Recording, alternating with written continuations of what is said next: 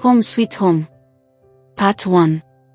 Progress spluttered lazily down the long, dirty road which stretched before us like the coated tongue of an ailing man.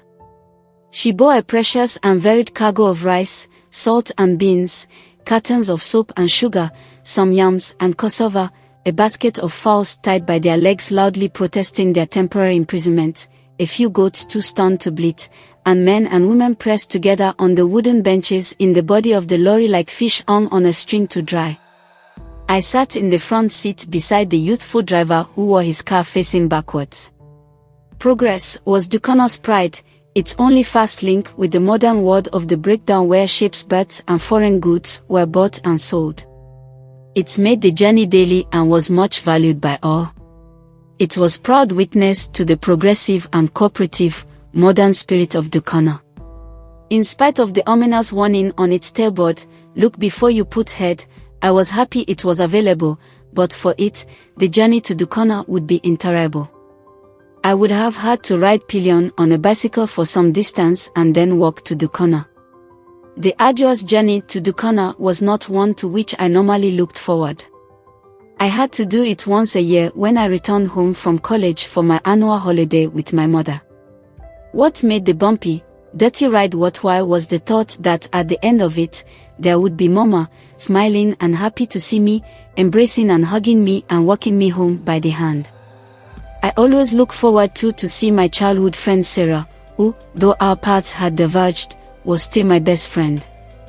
We had attended school together and we loved each other, even as sisters. Like most Dukana girls, her education had been terminated abruptly. She now had 4 children and was again pregnant when last I had seen her. Sarah was always the one who regaled me with tales of the buffoonery of Dukana's wags, Duzia and BOM. And she was full of the latest town gossip. I had, as usual, bought some sweets for her children. On this particular day, I had reason to be more excited than usual about returning home.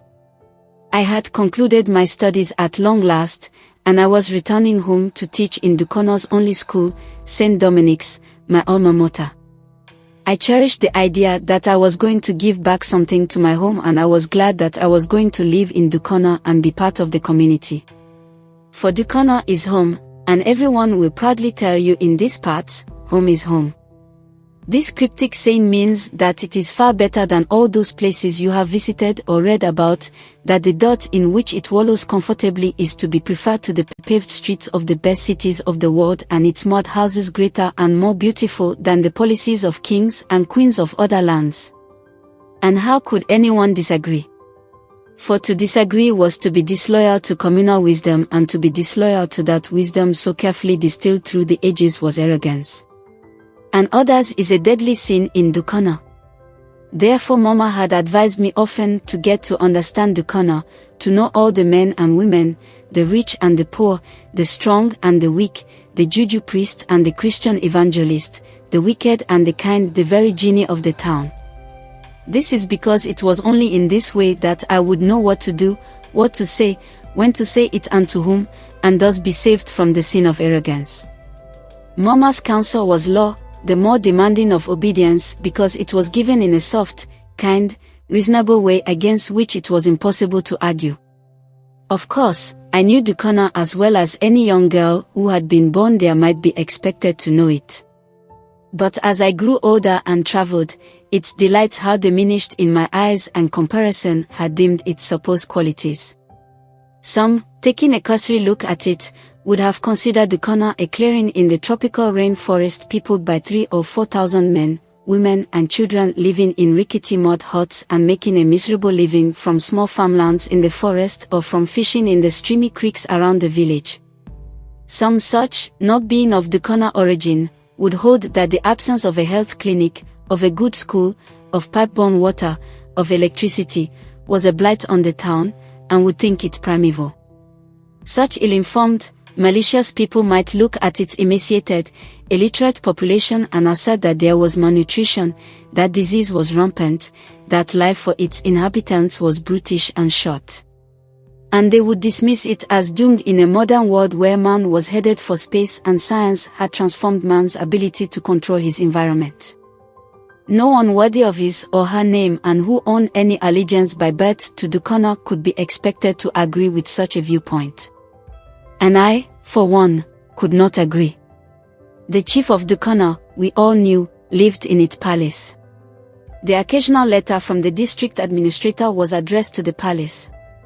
Our elders sat in a council of chiefs handing out justice according to pristine and unwritten laws. And if anyone dared suggest that Dukana was not a kingdom equal to any other on earth, we poured scorn and contempt on him.